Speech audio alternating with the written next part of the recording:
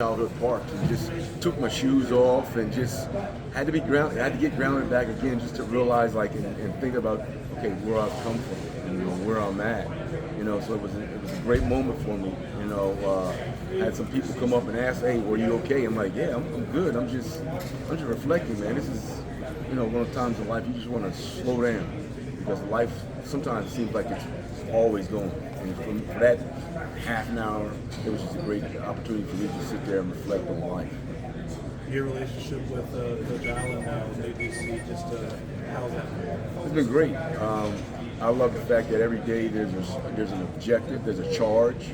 I have a teacher's background, so one of the first things they always tell you about as a teacher is you've got to have an objective for the day. And so we come together and we have a staff devotion, defensive devotion, and he challenges the staff every day with something new. And I love it. Like I said, for me, I'm like an unending book. So I'm always writing that novel. And so this is one of those chapters where I'm like, man, this is awesome. Week 1, August 30th is a while away, but it also feels like it's probably going to come tomorrow.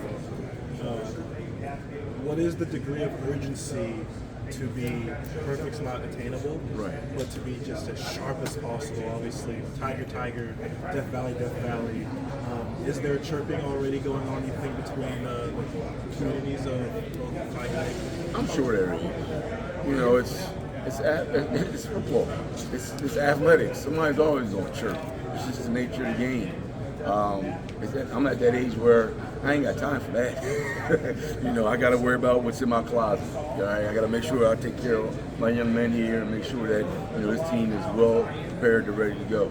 And that's an everyday task when you're going against Garrett Riley's offense. Coach, when you say you don't worry about things like that, we were at SEC Media Days yesterday. You probably saw the clip of Brian Kelly saying that they have the Death Valley. When you hear something like that, is that something you relay to the players or talk about, or how do you treat that? I don't know. It's the day and age of social media. So I'm sure somebody has cut that clip and is playing it. I ain't got time for it. I don't. It's like you can't go this way and be deterred over here. So I've got to go this way. That's the way I'm going. So. Is there a part of the field, your position group, you'd really like to hone in on, whether it be between the 20s, red zone, third down, deep ball coverage? Is there something that you're probably specifically attacking to hone in on? I would say if I'm trying to hone in, it's just being consistent. Being fundamentally sound. Great tackling team. That's what I'm more concerned on. Being better students of the game, watching film with a more critical eye. And then with that, being physical, especially on an island, is cornerback is up there with the most difficult positions to play. But what's the balance of physicality and finesse? Well, you can't be too violent, because if you're too violent, that means you should be back there playing safety.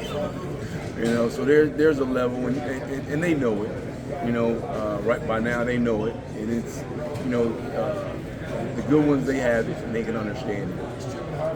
Maybe mentality-wise, from your position group, and maybe even off the field, what's something that you would like the team to know about the mentality of your cornerbacks?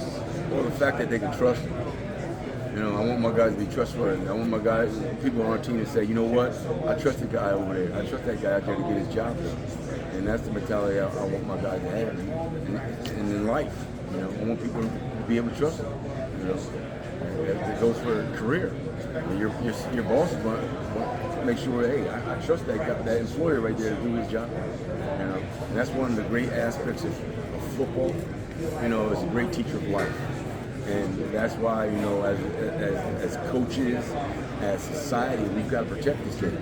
Because it's one of the last sports that actually teaches a lot about life. Everybody sees the other things that are happening in the game, but can't forget that, hey, it's teaching you teamwork, it's teaching you accountability, time management, things of that nature that you probably wouldn't get sitting in the classroom. And then special teams. How do you see the special teams group? Obviously, you want them to be as explosive as the other two phases. Just give me anything on how you interpret special teams things. Well, special teams is a big component of the game. It's a third of, and if you go back and you look at it statistically, it's a third of the game. I mean, you can change the game with one play on special teams, and so for us, we've got to be a solid group. We've got to identify our core players, and we've got to make sure that, hey, they're ready to go. We got, you figure the first play of offense, first play of defense is a special teams play. And so it's very important that we hone in and become very elite in that aspect.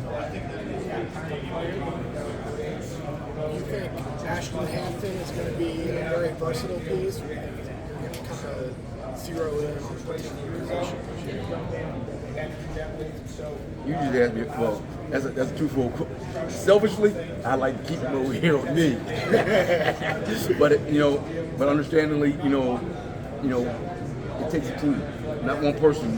So wherever he's best fit, we can utilize him. We're going to use him. And so that's how we'll take it from there.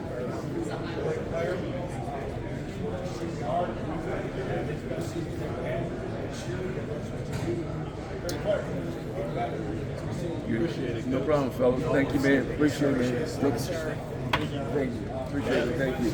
It's good to be back. Exactly. I was telling people, you never guess what I'm doing tomorrow. Football. And they're like, it just don't. We're in the middle of